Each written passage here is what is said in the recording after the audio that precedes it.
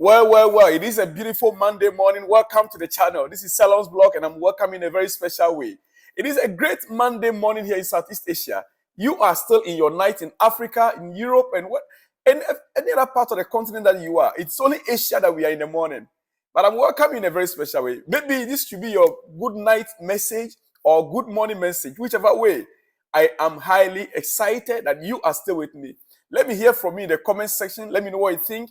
Tomorrow, Tuesday, it's the match against Newcastle, EFL Cup. And I want you to be excited because all hope is not lost. After all, we got a 3-point against Sheffield United, a stubborn defense. We were able to break through in the second half. We had a tactical analysis that our coach made, how he changed the game, and how we won the game. Going into the Newcastle game, I will not expect similar mistake to be made. I will expect our coaches to be on top of their job right from the word go. From the first half, because if we make a mistake against Newcastle, we are out in the EFL Cup. Yes, there's no room for errors in the first half. We'll have to start a game as we ended it with Sheffield United. We need to start strong, and if possible, let Nkuku get involved this time around. I am not too sure about how, but that is my own opinion. Hey, ladies and gentlemen, this morning or this night, wherever you are, depends on where you are. First, they said Jackson can't score goals. Then he starts scoring it. He only scores shit goals. That is what people are saying. First of all, they started by saying Jackson cannot score goals. Nicholas Jackson. Now that he started scoring the goals, they now say, oh, only shit goals he scores. He only scores shit goals. I'm sorry to use that word. That is what people are saying. We seem to forget when Didier Drogba's first season. How many goals did he score? Now, these people don't understand what he offers to the team apart from the goals. He really disappears from the game, always proactive. He rarely disappears from the game, always proactive, tries to drive the team forward, helps defensively, and helps to create attacking offloads. With good link-up play, that is his attributes. Those are his attributes.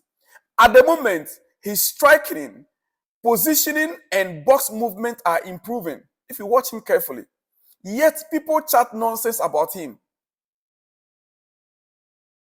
With his mentality and work rate, he's going to be a solid striker in a year or two. He's going to be a solid striker in a year or two. Right now, he scored more goals than most so-called elite strikers in the league. Jackson scored more goals. He scored 7. He scored 7. Listen, people are human. Players are human. And that is why even coaches, when they miss out on an important player, they seem to be losing games. How much more the player himself, coming from La Liga into the Premier League, the toughest league. Listen to this. As good as you are as a manager, you need good players to deliver your football. The Zerbi's Brighton are playing like a shadow of themselves, if you observe that.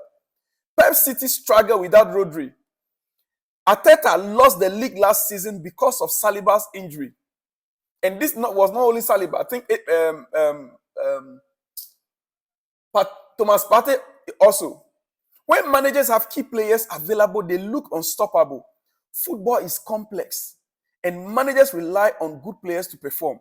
They don't perform magic. And so if you have a good player like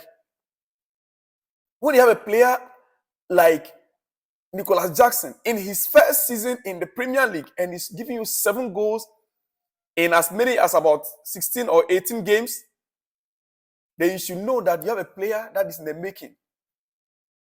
Jackson will get there. I believe Jackson will get there. Yeah. 7 goals in 16 league matches for Nicholas Jackson, and he's Chelsea's top scorer. 7 goals in 16 games, and he's Chelsea's top scorer. If you don't know, he acknowledges he should be more clinical with some of the chances he has had. But to be fair, he has outscored many rival players or strikers in the league. Nicholas Jackson on his season so far and his critics, listen to what he said. He said, "It is okay. It is not what I was going for. Though it is my first season, so I am happy, very happy. I don't care what people say. It is just people who don't know about football. I will continue to play more games and score more goals for the team. I should have scored more because I have missed some chances. The Premier League is a different league from La Liga, where I came from. I'm trying to adapt myself. It is not an excuse. I am trying to continue to work harder and listen to people, not the people who do not know football.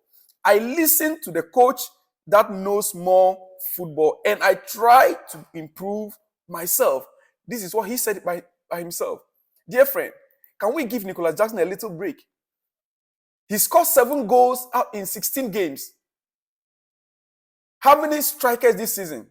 You have players you can think of in other clubs.